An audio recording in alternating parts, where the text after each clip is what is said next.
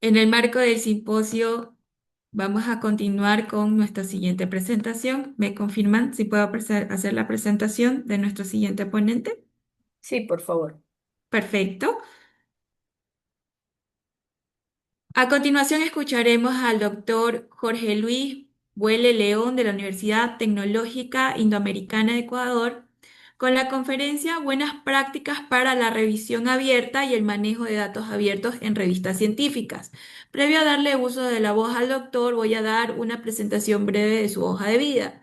Doctor en Ingeniería Electrónica por la Universidad de Zaragoza y máster en Sistemas Integrados de Gestión por la Universidad Internacional de La Rioja. Ingeniero en electrónica de formación, es profesor a tiempo completo en la Universidad Tecnológica Indoamericana del Ecuador, donde imparte módulos sobre metodología de la investigación y es parte del Centro de Investigación de Mecatrónica y Sistemas Interactivos. Presidente de la Red de Educación y Tecnologías Emergentes, registrada en el 2024 en la CNSI, miembro activo del IEE. Ha coordinado además proyectos de investigación en entornos inversivos, rehabilitación cognitiva y motora y tecnologías educativas. Su producción científica supera más de 100 publicaciones indexadas en Scopus y otras bases de datos internacionales. Autor de tres libros y editor en jefe de la revista Social and Educational Links y miembro del Comité Científico de Revistas y Congresos Internacionales, reconocido referente en innovación educativa y tecnológica en América Latina. Bienvenido, doctor Buele, el auditorio virtual es suyo. Muchas gracias, estimada Raiza, por la presentación. ¿Me confirman si se escucha bien? Sí, muy amable. Voy a compartir pantalla, por favor.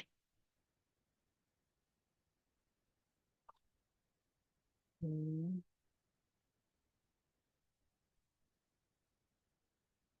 Igual me confirman si se ve. Se visualiza, doctor. Muy amable. Bueno, justamente aprovechando las presentaciones que se realizaron antes de mí, pues estamos trabajando bastante acerca de ciencia abierta, acerca de los modelos que promulgan esto y también el acceso abierto a las publicaciones. En el marco de este congreso muy importante y aprovechando la oportunidad para agradecer la invitación de la Universidad Técnica de Manabí, el día de hoy pues les presento esta ponencia relacionada y muy breve con algunas buenas prácticas que podemos adoptar en el proceso de revisión abierta y también el manejo de datos que podemos realizar en cada una de nuestras revistas. ¿Qué es lo que vamos a ver en esta presentación? Eh, Brevemente, qué es la revisión abierta, algunos casos reales, algunas buenas prácticas e incentivos, errores comunes que pueden ocurrir durante la adopción de este modelo, la importancia de datos abiertos y los principios FAIR, repositorios confiables y metadatos, privacidad y cumplimiento normativo con respecto a datos sensibles y finalmente políticas y algunos casos prácticos, como un cierre, digamos, a la ponencia y ver si es que hemos entendido lo que se ha trabajado. Listo. Bueno, dentro de lo que simboliza la ciencia abierta, como su nombre lo indica, considera el poder publicar elementos acerca del proceso de revisión de forma pública, lo cual aumente la transparencia y en este caso la presentación de nuestra revista.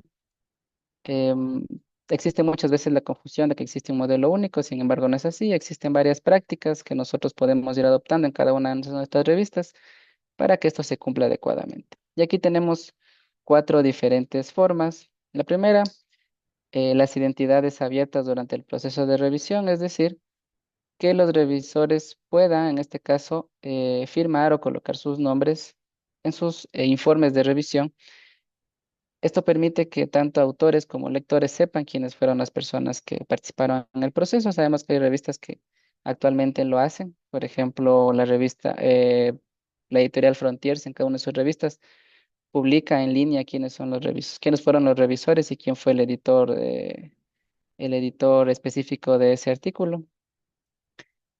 También tenemos el modelo en el cual colocamos los informes de revisión de forma abierta, en la que únicamente se coloca los informes de revisión junto al artículo, pero no necesariamente quiere decir que tengamos que firmarlo de los revisores. En este caso, ¿qué es lo que permite esto? Una discusión pública, ¿sí? Muchos editoriales, recalco nuevamente Frontiers, por ejemplo, tiene un espacio, bueno, aunque es interno durante el proceso de revisión, en el que nos permite ver la discusión entre autor y revisores y pues un modelo mucho más amplio inclusive, el de la participación abierta, en el cual personas de la comunidad participen en la revisión, algo parecido a lo que pasa con las preimpresiones, donde nosotros publicamos en línea y e inmediatamente se puede empezar a proceder con ciertos comentarios de la comunidad. Bueno, entonces en este caso, para poder adoptar estas prácticas en nuestras revistas hay que tener un poco de cuidado, no podemos hacerlo todo de golpe, pero como está en la parte inferior, podríamos iniciar publicando los informes abiertos y pues paulatinamente solicitar a los revisores la oportunidad de poder publicar sus identidades de forma abierta. Tenemos algunos casos reales de modelos de revisión ya abierta. Tenemos aquí el de la revista eh, F100 Research, el cual mantiene un modelo de postpublicación. En este caso, ¿qué es lo que hace esta revista? Pues apenas uno postula, publica ya el documento en línea y pues le empiezan a generarse los procesos de revisión, igual todos son públicos. Y en el caso de que un artículo sea publicado, pues tiene todo el historial, toda la trazabilidad de la publicación. En el caso de que el artículo no sea aprobado en el proceso de revisión, se suele colocar como no válido, pero a pesar de ello, pues estos reportes ya fueron realizados, ya son públicos. Y en algunos casos, si es que el documento o el manuscrito se postula a otra revista, pues ya se lleva con ello. Y esto facilita el proceso de revisión porque se entiende que ya hubo un proceso previo y un trabajo previo. Tenemos otra plataforma como el Open Research Europe, em, que es justamente una plataforma de la Comisión Europea que permite también este proceso de revisión post-publicación, donde colocamos todos los datos del manuscrito, del proceso de revisión, sobre todo para aquellas investigaciones que fueron financiadas por la Unión Europea, que es uno de sus requisitos para poder recibir este financiamiento. Otro caso de éxito es, en este caso, la editorial PLOS, específicamente la revista PLOS ONE, que de igual manera publica todo el historial del proceso de revisión. Y también en la editorial Nature, en este caso Nature Communications, que de igual manera ha implementado un proceso de revisión transparente, que de alguna manera ya se ha convertido en un proceso institucional en el cual se da toda la trazabilidad de los reportes de revisión. Para poder adaptar esto en nuestras revistas, tenemos que considerar las buenas prácticas de COPE, en este caso para lo que son revisores. Tenemos en la parte izquierda algunos estándares importantes que nos permite o que nos brinda en este caso el COPE, como son los lineamientos éticos para la revisión por pares, donde nos da lineamientos para revisores y también nos da en este caso los core practices, que son las prácticas en cambio para la parte editorial para cada una de las revistas. En este caso, es importante que nosotros podamos colocar en nuestras políticas justamente instrucciones específicas de cómo nosotros aceptamos y estamos sugiriendo el uso de los lineamientos de COPE. En este caso, en momento que invitemos a los revisores en nuestras políticas editoriales y también el poder implementar ya formularios de conflicto de intereses, que bueno, muchos de nosotros sí lo hacemos en nuestros procesos de revisión. Ahora, ¿cómo igual incentivar en este caso a los revisores a que quieran ser parte de estos procesos de revisión abierta y dejar tal vez los modelos convencionales del simple o el doble ciego? Algunas sugerencias. La primera, que se pueda asignar un identificador único, el DOI, para los informes. Otra práctica es el poder vincular el ORCID, ¿sí? Igual hay plataformas como Publens de Web of Science que da la oportunidad del reconocimiento al autor. De igual manera, mediante el ORCID también se permite hacer este reconocimiento, pero brindarle el identificador único al informe sí le da un poco más ya de peso. eh, no, lógicamente no tiene nada que ver con el peso de un artículo, pero sí establece de igual manera la calidad del documento que se realiza. Recordemos muchas veces que los revisores en ciertos casos no toman el papel adecuadamente y tal vez los reportes de revisión a veces son de 4 o 5 líneas, cuando sabemos que una estructura de una revisión sí tiene al menos 4 apartados consolidados. Entonces, creo que también el poder identificar o presentar públicamente los informes también haría que los revisores tomen un poco más de conciencia con respecto al papel que toman dentro del proceso editorial. Y pues todas estas formas de visibilizar el trabajo de los revisores, ¿qué es lo que nos va a permitir? El poderle dar crédito, ¿no? Si bien ya le damos el reconocimiento a través de un certificado por la revisión, pues también el poder vincular estas plataformas adecuadamente.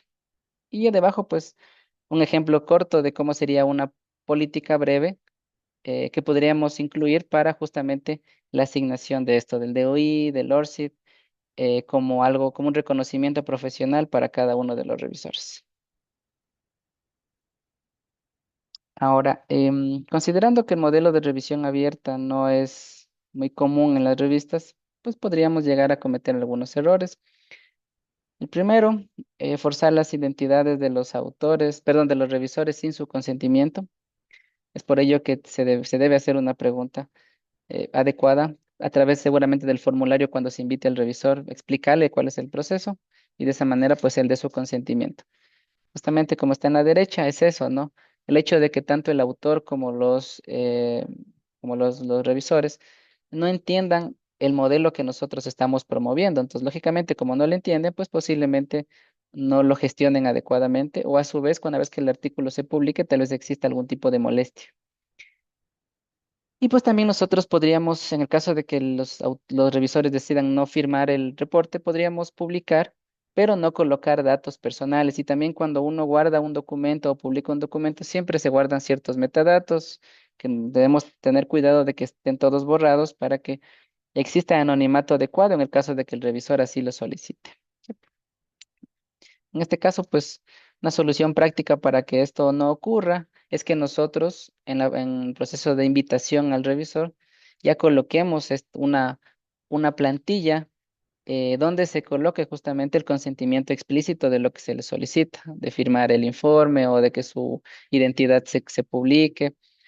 Y esto también mostrarle bajo qué condiciones se hará público. En el caso de que no esté de acuerdo, pues buscar la forma de cubrir este modelo de revisión abierta. Ya, hasta ahí con respecto al proceso de revisión. Otra consideración importante en este modelo son los datos abiertos. Entonces vamos a ver aquí por qué son importantes para nuestras revistas. Por un lado, los beneficios en la parte científica. Hablemos ya de la comunidad académica. Y es el poder verificar los datos. Nosotros sabemos que las investigaciones comúnmente parten del método científico y uno de sus pilares es la reproducibilidad. Entonces, es importante publicar esos datos de forma abierta para que si otro investigador reproduce el experimento en las mismas condiciones, controladas lógicamente, pues pueda llegar al mismo resultado y de esa manera pueda validar estos hallazgos. En caso de que no, podríamos tener preguntas, ¿no? Los datos tal vez no fueron reales, tuvieron algún tipo de alteración, no se replicó adecuadamente el experimento, bajo iguales condiciones, etcétera. De igual manera, si publicamos los datos de forma abierta, van a poder ser reutilizados en nuevas investigaciones, metaanálisis, descubrimientos secundarios. Existe, por ejemplo, la plataforma del Sevier, me parece que es con Mendeley, en la que están publicados los datos abiertamente y justamente han permitido que se puedan hacer descubrimientos secundarios a través de esos datos. Y otro beneficio no menor es una posibilidad de mayor citación. Los estudios demuestran que más o menos un 9% en promedio incrementa la posibilidad de citación en aquellos artículos que tienen sus datos abiertos. Además de ello, tenemos también importantes cosas para la parte editorial. Por un lado, que mejora la confianza y la credibilidad de nuestra revista porque estamos siendo transparentes con el proceso de revisión. Los ejemplos que di anteriormente, pues todos ellos, revistas europeas, revistas, sí, creo que también de Asia, Estados Unidos también, pero en Latinoamérica, que es justamente creo que, bueno, menos donde yo vivo, el contexto que yo vivo, muy pocas revistas tienen este modelo. Nuevamente aumentan la confianza en nuestras revistas. De esta manera también que los autores pues quieran postular a las mismas y recordando que algunos financiadores, como hablamos de la Unión Europea, buscan los modelos con publicación abierta o donde tenemos datos abiertos, justamente para que esos datos puedan ser reutilizados y para que también se hable de un proceso editorial adecuado. Y pues también el poder detectar errores que no siempre son de forma deliberada, sino que también podrían haber sido parte del proceso de investigación, algún error que a todos nos puede pasar, pero se pueden identificar adecuadamente.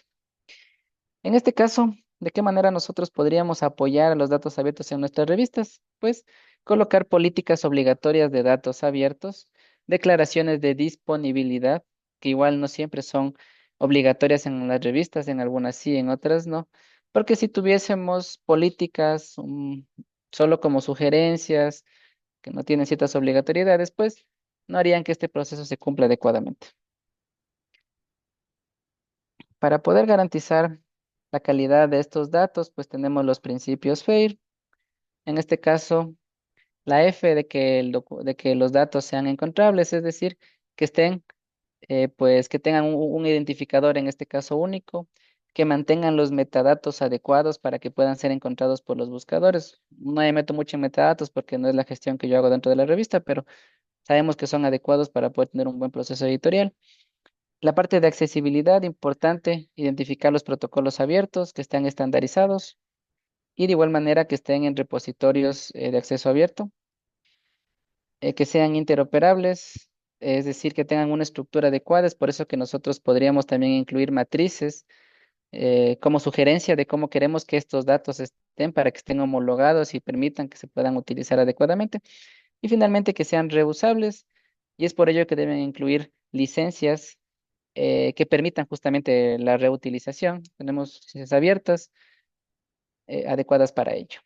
Eh, en la parte editorial podríamos nosotros incluir una lista de verificación de los principios FAIR y de esa manera los editores puedan confirmar que cada uno de los datasets que se presenten pues cumplen con esto antes de empezar con el proceso de revisión. Eh, para que estos datos se encuentren pues de acceso libre y con pertinencia, qué importante el poderle recomendar a los autores repositorios confiables que cumplan con los principios Trust y también que, de ser posible, cumplan con una cierta certificación. En este caso, estos principios lo que demuestran es transparencia en las operaciones y políticas del repositorio, que sea responsable, que esté enfocado en el usuario y no pues tal vez en fines comerciales, que tenga sostenibilidad financiera en el tiempo. Sabemos que si un repositorio pues pierde por ejemplo, su permanencia en la web, no va a garantizar que esos datos se encuentren para la posteridad de acceso abierto y a largo plazo. Y pues también que tenga toda la infraestructura tecnológica para asegurar todo ello. Eh, Qué importante que algunos repositorios cumplan inclusive con certificaciones como esta Core True Seal, la cual tiene 16 criterios que cubren misión y gobernanza, gestión de datos, la infraestructura técnica que ya conversamos, la preservación de los datos y pues también temas de seguridad y autenticidad, pues para que estos datos no puedan caer en manos inadecuadas. Dentro de ello, algunos repositorios que cumplen con esta certificación, aquí tenemos un par de ejemplos. Y también pues tenemos el repositorio Zenodo, que si bien no tiene la certificación, es recomendable y es de uso frecuente para poder mantener nuestros datos en repositorios que sean de acceso abierto. En algún cierto punto los autores preguntarán dónde debo depositar y aquí tres pasos que nosotros podemos sugerir dentro de las instrucciones a los autores de nuestra revista. Primero, el buscar repositorios según la disciplina o el enfoque que tenga nuestra revista. Aquí tenemos donde nosotros podemos buscar, ¿sí? En este repositorio de datos abiertos de investigación, donde nosotros podemos nuevamente ir buscando por disciplina. También tenemos que identificar si es que el autor tiene ciertos requisitos institucionales en su universidad o su financiador, ya que a veces ellos tienen ya repositorios en los que solicitan que se publiquen o tienen ciertas prácticas o ciertas declaraciones propias que tiene el autor que cumplir. Y pues en el caso de que no encontremos algo específico para nuestra disciplina, pues podemos utilizar repositorios generales como Figshare o como el Zenodo, que en este caso ofrecen un identificador único, ofrecen preservación y pues también tienen cumplimiento con los principios FAIR. En este caso, ¿qué es lo que podríamos hacer? Como lo mencioné previamente, incluir en la revista instrucciones un enlace directo al buscador y tal vez una lista de 3 a 5 repositorios que nosotros recomendamos en base a la disciplina o el campo de conocimiento de nuestra revista. Con respecto a los metadatos y a la citación del mismo, importante el poderles asignar nuevamente el DOI a estos datos y de esta manera también nos aseguremos que se registren adecuadamente todos los metadatos, título, autores, tipo de dato y otra información que sea relevante. Seguir también las declaraciones que en este caso nos ofrece el Force 11, en el cual nos presenta ciertas declaraciones, ciertos principios para poder citar adecuadamente estos datos en nuestros artículos. También podríamos depositarlos en Crossref a través de su herramienta, el Crossref Event Date, donde nosotros podemos pues registrar adecuadamente los datos o también buscar otros similares. Aquí un pequeño ejemplo de cómo nosotros podríamos citar justamente estos metadatos. Lógicamente, la forma de citación dependerá también de los lineamientos de la revista y de qué tipo, qué norma de citación utilice la misma. Aquí un ejemplo con el repositorio Zenodo. Bueno, ya finalizando, importante que nosotros podamos colocar políticas de datos en nuestras revistas. En este caso, los elementos mínimos que se deberían para tener una política efectiva, una declaración de accesibilidad de los datos obligatoria en cada uno de los artículos, el listado de repositorios que ya comentamos, que nuestra política presente exigencias con ciertos grados, cuáles son recomendadas, cuáles son obligatorias. También debemos presentar cuáles son las excepciones. En este caso, por ejemplo, si tuviéramos datos sensibles, datos confidenciales, restringidos por alguna situación de propiedad intelectual o confidencialidad de la información. Y pues también que esta política establezca cuál es nuestro proceso editorial como revista para poder verificar que esto se cumpla. Y aquí tenemos algunas políticas exitosas de algunas editoriales que ya conversamos previamente, como Necture y como Plus. En la parte de salud es algo un poco más delicado, como también conocemos, si existen aquí editores de revistas de salud. Qué importante aquí igual el poder cumplir con la declaración igual de difusión de los datos, ¿sí? Del Comité Internacional de Editores de Revistas Médicas, que desde el 2018 ya incluye justamente una declaración para ensayos clínicos y a partir del 2019 ya presenta la necesidad de que tengamos un plan de compartición de datos en el momento del registro del ensayo. Esto va a aplicar para aquellas revistas que deseen estar indexadas en PubMed y pues que en este caso deben seguir estos estándares de publicación de la parte de biomédica. Como editores, en este caso, estamos llamados a solicitar el número de registro del ensayo, verificar el plan de compartición de datos que esté adecuado y de esta manera poder dar paso a la siguiente fase del proceso editorial. Bueno, en este caso yo me encuentro en el Ecuador y aquí tenemos también una ley orgánica de protección de datos personales que se aprobó hace poco, bueno, en años previos. Me imagino que cada uno de sus países también tiene una ley similar. Qué importante también el entender como revistas en qué marco normativo nos encontramos y qué necesidades tenemos para bien cumplir con los procesos de datos abiertos, pero también cuidar con la protección de datos personales, tener un equilibrio en este caso. En este caso, la ley ecuatoriana, ¿qué es lo que nos menciona? Consentimiento, que sea informado, libre y específico para el uso de los datos. Minimizar la recolección de datos, aquellos que sean únicamente necesarios, tener en este caso técnicas, infraestructura de seguridad para que pues, los datos estén bien protegidos. Y finalmente, pues si queremos hacer transferencias internacionales, tener mucho cuidado en qué repositorios nosotros vamos a presentar esta información.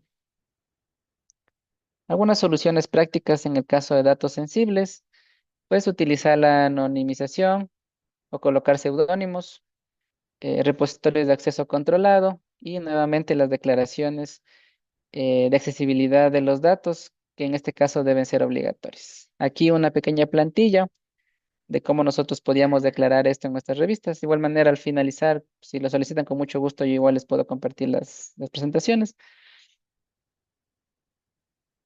Y otra cosa importante en el caso de los datos, el tener licencias adecuadas para que éstas puedan ser reutilizadas.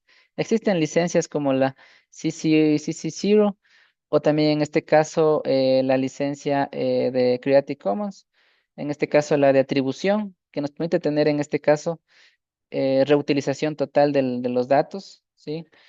Zenodo y otros repositorios utilizan estas licencias en las cuales pues el autor también tendrá que dar su, su tendrá que permitir que se utilicen. Pero lo que sí tendremos que tratar es de evitar en nuestras revistas, bueno, si es que también lo podemos, ¿no? Algunas revistas están con otro tipo de licencias, pero no utilizar tal vez licencias no comerciales o no derivativas que no permitirían reutilizar estos datos en futuras investigaciones. Es decir, pues tenemos que colocar en nuestra revista de igual manera políticas de datos donde nosotros especifiquemos qué licencia, pues recomendamos que se acorde justamente a la política de acceso abierto que nosotros estamos promulgando. Sabemos que en este caso licencias restrictivas, pues no permitirían reutilizar estos datos. Y aquí, pues también dos plantillas que coloco con respecto a políticas para el proceso de revisión abierto. Aquí está un ejemplo breve, ¿no? Esta revista implementa una revisión. Elegimos ahí el tipo de revisión.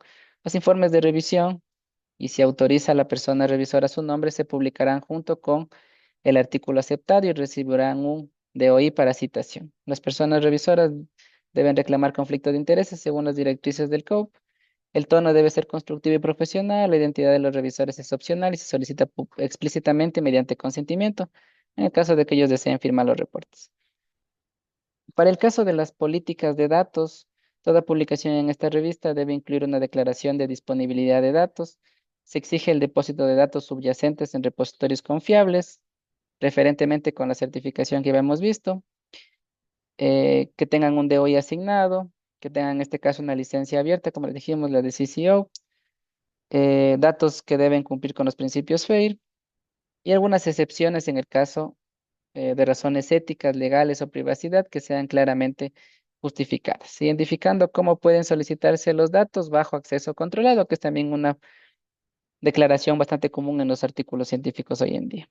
Y esto pues tendríamos que en este caso copiar esto en nuestras políticas editoriales. Lógicamente son plantillas que ustedes pueden modificar sin ningún problema o ustedes pueden plantear las suyas propias o tal vez ya las tengan. Y finalmente, dos casos prácticos donde nosotros tenemos que tomar decisiones. Aquí tenemos un caso A, donde presentamos un caso clínico que sí tiene datos sensibles. En este caso, este manuscrito de ensayo clínico tiene datos de pacientes. Lógicamente, esto, información de salud que está protegida, identidad, en este caso, de los participantes. ¿Qué es lo que nosotros deberíamos promover en este caso? Que tenga una declaración de datos con acceso controlado, como ya dijimos, tal vez con solicitud y justificación hacia el autor de correspondencia. Que los datos, los metadatos, perdón, estén publicados en un repositorio, pero que no se incluyan datos personales, incluir datos anónimos, ¿sí? Y disponibles bajo una solicitud razonable. Un proceso de solicitud que incluye evaluación ética. En algunos casos, ciertos autores requieren una aprobación de su comité de ética interno para poder dar estos datos, entonces tal vez tengan que también hacer esa solicitud. Un acuerdo de uso de cómo voy justamente a reutilizar estos datos, y pero que sea obligatorio. Y finalmente verificar el cumplimiento de los lineamientos, en este caso del Consejo o el Comité de Editores de Revistas Médicas y las leyes nacionales, en mi caso la Ley de Protección de Datos del Ecuador. Aquí tenemos otro caso, un estudio en cambio de ingeniería donde no tenemos datos sensibles, un artículo de ingeniería con mediciones experimentales, simulaciones, códigos de análisis. No tiene restricciones éticas o legales. ¿Dónde podríamos depositar estos datos? En repositorios generales, como en este caso Zenodo, una licencia para que se pueda reutilizar. Los datasets pueden tener un código DOI por separado o estar de igual manera registrados, en este caso, en estos repositorios. podemos citar formalmente en alguna parte del documento el dataset e incluirlo en la parte de referencias. Y pues finalmente estos metadatos pueden ser depositados en Crossref como un material suplementario. En este caso, la política de declaración de accesibilidad de los datos, pues debe declarar que los datos están completamente abiertos. Bueno, esto es lo que les puedo comentar un poco con la presentación que he traído el día de hoy. Pues agradecer a cada uno de ustedes por la atención y pues cualquier duda que tengan con mucho gusto. Mis datos de contacto en el caso de que pueda ser útil. Bueno, me olvidé de poner el sufijo de Ecuador, 593 en el caso de que alguien pues me quiera contactar, por favor. Muchas gracias, doctor Jorge, por su participación. En el chat tenemos algunas dudas. Quisiera nos pudiera contestar. La primera es, ¿cómo que quieren saber cómo se obtiene la certificación Core True Seal, uno de los Ya, participantes? Ujú. muchas gracias por la pregunta, ¿sí? Como les presenté acá, en este caso esta certificación presenta 16 requisitos bastante rigurosos, la verdad. No, bueno, así verdad, muy pocos repositorios están certificados. Y como podemos ver aquí, ¿qué es lo que estos requisitos van a ver en este repositorio? Pues misión y gobernanza, gestión de datos, la infraestructura que soporte a todo lo que vamos a mantener a largo plazo, la preservación y la parte de autenticidad, pues para que estos datos no lleguen a personas inadecuadas. Ahora, aquí lo que tenemos que entender es que esta certificación es para los repositorios. Entonces, nosotros como en calidad de editores o en calidad de autores, no estaríamos muy vinculados a esta certificación, a menos que nosotros tengamos un repositorio institucional que tal vez quisiéramos que tenga esta oportunidad.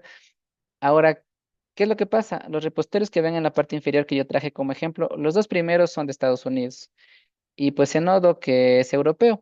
Entonces, de igual manera, nos hace identificar que se requiere una inversión económica considerable, no digo que es imposible, pero sí considerable, para que nosotros podamos asegurar que nuestro repositorio pues cumpla con este tipo de certificaciones. Muy amable, doctor. Tenemos muchas más preguntas de manera Claro. interna, la cual me permito dar de lectura. ¿Cuáles son los criterios mínimos que un comité editorial debe establecer para implementar una revisión abierta efectiva? Bueno, en este caso serían, al menos yo creo hablar acerca de las políticas que habíamos comentado acá. Establecer al menos la política de revisión abierta. Se debe lógicamente conversar en el comité editorial y poder identificar algunas consideraciones. En este caso, primero, ¿qué modelos de revisión vamos a permitir en nuestra revista? ¿Tendremos establecido uno solo o tendremos tal vez dos o más? Por ejemplo, podríamos tener un modelo de revisión tal vez simple ciego y además de ello un modelo de revisión abierta o nos cambiamos totalmente el modelo de revisión abierta. Como lo dije al iniciar la charla, debemos tener cuidado de que sea una transición paulatina porque podría causar conflictos, puede causar confusiones en autores y en el cuerpo editorial.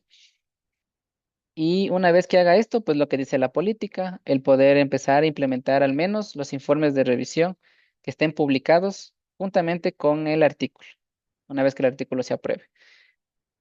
Que también sería recomendable el poderle asignar un identificador único, un DOI, a estos reportes para que inclusive también puedan ser citados. Y pues también en este caso colocar una plantilla para que los revisores identifiquen si es que están o no están de acuerdo, por ejemplo, en dar sus identidades o en firmar sus reportes. Creo que esos serían los puntos principales. Muchas gracias, doctor. En atención a esa, contestación a esta respuesta, ¿nos podría indicar si conoce usted o experiencias exitosas en Latinoamérica sobre la implementación de estas políticas de revisión 100% abiertas en las revistas científicas? Ya. Bueno, antes de la presentación estuve revisando, bueno, primero parto del hecho de que la revista en la cual yo soy editor tiene un proceso de revisión doble ciego, ¿sí? Entonces no puedo decir que inclusive yo mismo he sido parte ya como tal del proceso de revisión abierta dentro de la revista, que es una revista con sede en Latinoamérica. Em, Sin embargo, nuevamente cuando revisé la información para poder presentar el día de hoy, en lo que yo busqué, no encontré una revista en Latinoamérica que ya tenga esta práctica como algo institucional. Justamente por ello los ejemplos que traje a colación, revistas de editoriales europeas y en este caso de Norteamérica. Y lógicamente, por ello la importancia yo creo de este tipo de eventos. Nuevamente reiterando mi agradecimiento a los organizadores por mantener primero la continuidad. Pues bueno, es la primera vez que me invitan.